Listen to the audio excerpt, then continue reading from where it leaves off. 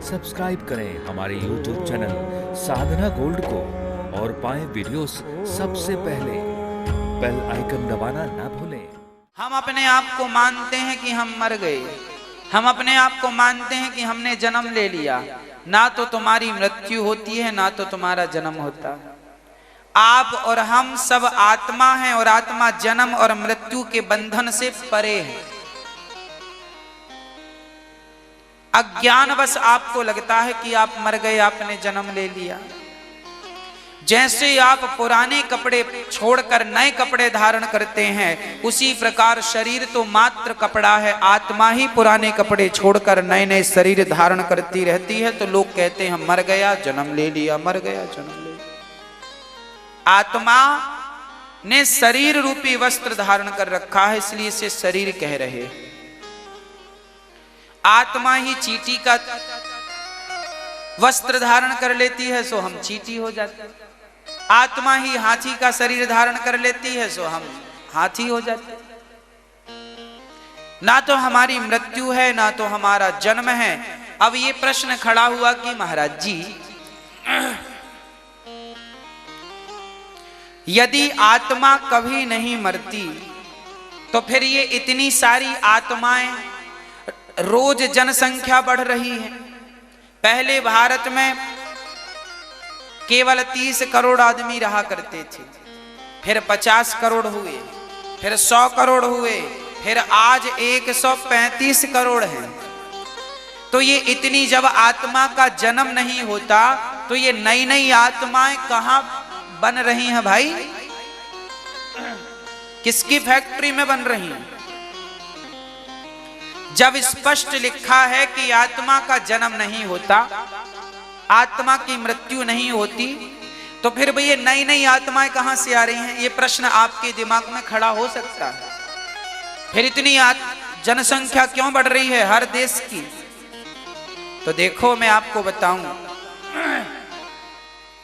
ये तो सही है कि आत्मा का जन्म नहीं होता, आत्मा की मृत्यु नहीं होती।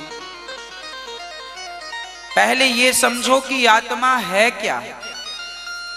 प्रिय भक्तों, जैसे आप अपने छत पर 100 घड़े पानी भर के रख दीजिए, तो हर घड़े में सूर्य का प्रतिबिंब दिखाई पड़ेगा कि नहीं?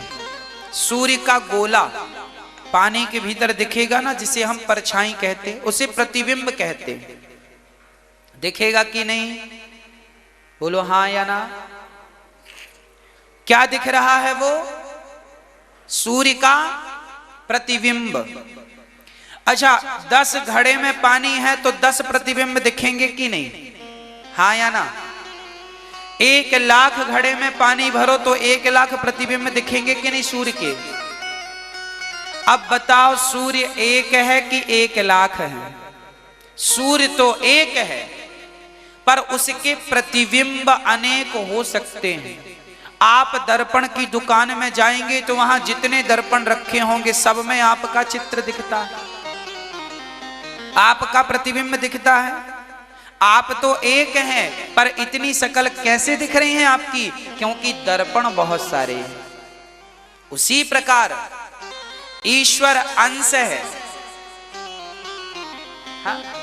हम ईश्वर के अंश हैं, अंशी तो परमात्मा है। सूर्य एक है, उसकी परछाई लाखों करोड़ों हो सकती हैं। जितने घड़े उतनी परछाई, जितने दर्पण उतने आपके प्रतिबिंब। उसी प्रकार ईश्वर एक है, पर उसी की प्रतिबिंब, उसी की परछाई को हम आत्मा कहते हैं। तो जितने शरीर हैं उतने प्रतिबिंब दिख रहे हैं परमात्मा। शरीर समाप्त होता है, शरीर को आप जला देते हैं।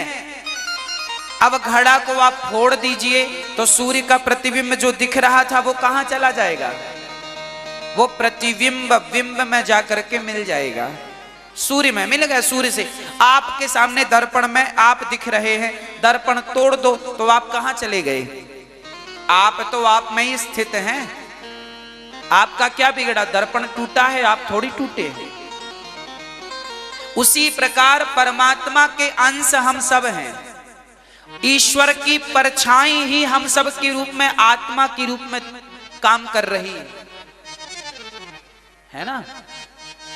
तो आप ये सवाल करें कि पहले आत्माएं ज्यादा थी अब कम है, तो भाई आत्माओं के ज्यादा कम होने का सवाल ही नहीं है। वो तो घड़े जितने होंगे उतने अपने आप प्रतिबिंब बन जाएंगे, जितने शरीर उतनी आत्माएं अपने आप परमात्मा का प्रतिबिंब दिखने लगता। पानी भर के घड़े पर रख बस दो, बस अपने आप सूर्य का प्रतिबिंब आ जाएगा। आप अपने सामने दर्पण रख बस लो, अपने आप दर्पण में दिखने लगेंगे। उसी प्रकार शरीर का जब निर्माण होता है तो आत्मा उसके भीतर अपने आप प्रवेश कर जाती है भगवत कृपा से, और जब शरीर पूरा होता है तो आत्मा फिर चली जाती है। कहां से? वहीं से जहां से आपका शरीर दर्पण के पास से चला गया। हाँ, तो आत्माएं पहले कम थी ज्यादा थी ये तो कोई प्रश्न ही नहीं है, क्योंकि आत्मा ईश्वर का अंश है, उसी से निकलकर उसी में मिल जाना होता है।